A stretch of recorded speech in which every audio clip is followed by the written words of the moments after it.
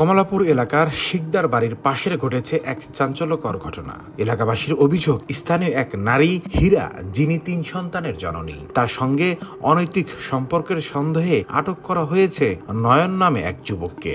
নয়নকে চয়নের ছেলে হিসাবে পরিচয় দিয়েছে এলাকাবাসী। ঘটনাটি প্রকাশ্য আসার পর এলাকার উত্তেজনা ছড়িয়ে পড়ে এবং বড় সংখ্যক মানুষ ঘটনাস্থলে ছড়িয়ে পড়লে মানুষজন জড়ো হয় বাড়িতে।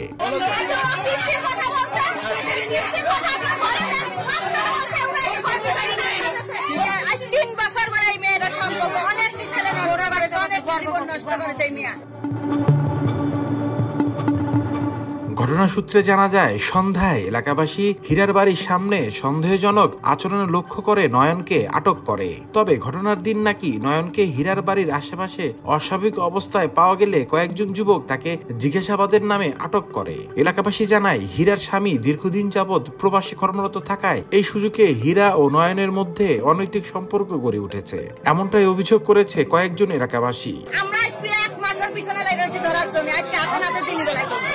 একটা ছেলে মেয়ে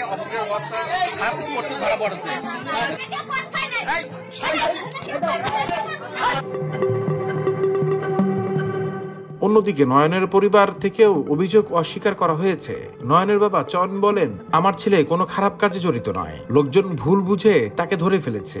এখন যেভাবে গুঞ্জন ছড়ানো হচ্ছে তাতে আমাদের পরিবার অপমানিত হচ্ছে। ঘটনার পর এলাকায় ব্যাপক আলোচনা সমালোচনা শুরু হয়েছে।